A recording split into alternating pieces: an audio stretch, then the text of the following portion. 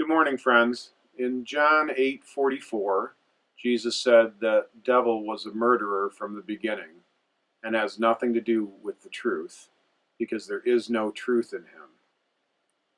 The Lord, in talking about the devil in this way, teaches us that there is a connection between Satan's love of death and rejection of the truth. We all have been thinking about death in connection with the coronavirus pandemic. This disease, like all diseases, is an invisible one. It's very contagious. You can carry the disease and not know it. And in the end, people with weakened immune systems can die from it. Whether you're willing to admit it or not, we are all dealing with that fear. Some deal with fear by ignoring the reports of infected individuals. Some deal with fear by ridiculing the fear of others in order to feel superior. Some deal with fear by being enslaved to hearing every report and opinion and factoid about the virus. Some even deal with fear by giving in to sin's temptations. And finally, some deal with fear by giving into it, driving you to live in ways that are primarily, if not completely, motivated by self-preservation. So what are we to glean from this? I think the first thing that we need to understand is that Satan is a very real enemy. He is in league with this wicked world and our own flesh that wars against our spirits.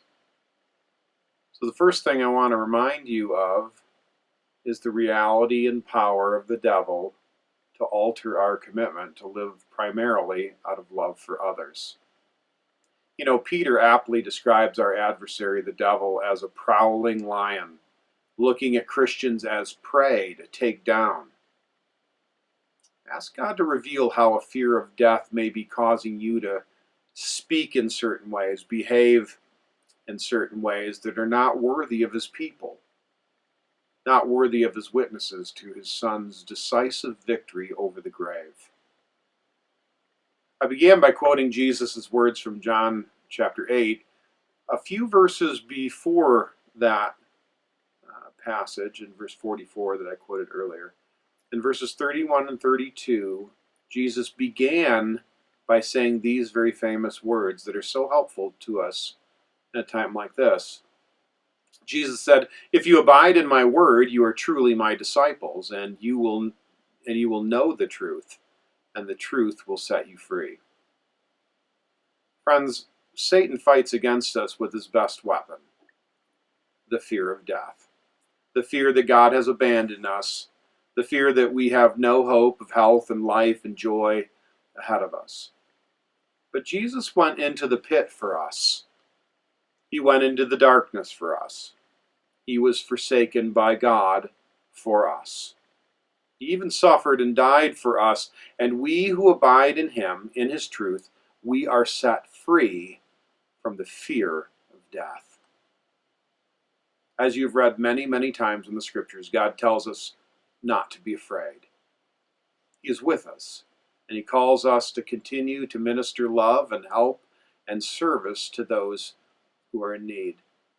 By all means, be wise in this time, right? I mean, we seek to follow the advice of medical experts and the government, the president, and the like. So be wise, but don't be selfish. Don't be self-focused. Be in the Word with a view to encourage other people. Be reaching out to others to see if you can help them. Call and introduce yourself to our shut-ins and ask them if they need their homes cleaned or groceries delivered or a conversation of encouragement. Act like those who have been delivered from an enslavement to the fear of death. I think that's what we need to do most of all. So let the light of your hope in Jesus shine as you live for him, even as we walk together in these uncertain times. You know, Pierre and I continue to pray for you. We're in contact throughout the day several times as developments happen and as we try to lead you in wisdom. By all means, contact us with any needs you may have, especially if you have the need to have your fears quelled, to be encouraged with gospel hope. So I trust that's an encouragement to you today as you are hearing all of the reports, and perhaps that fear begins to develop inside of you. I pray you'd remember who you are. Remember that Christ has conquered the grave for you, and so we need not fear, and we can serve other people in hope.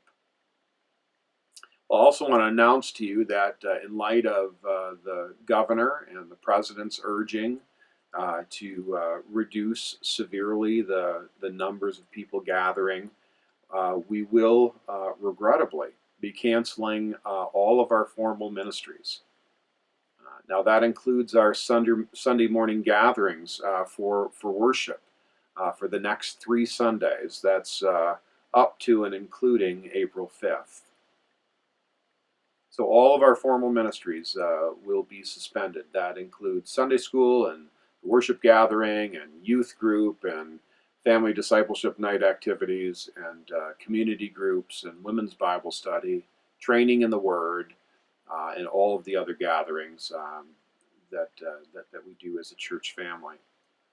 We do leave informal fellowship up to you, what you deem best as you seek to live in community even under these restrictions.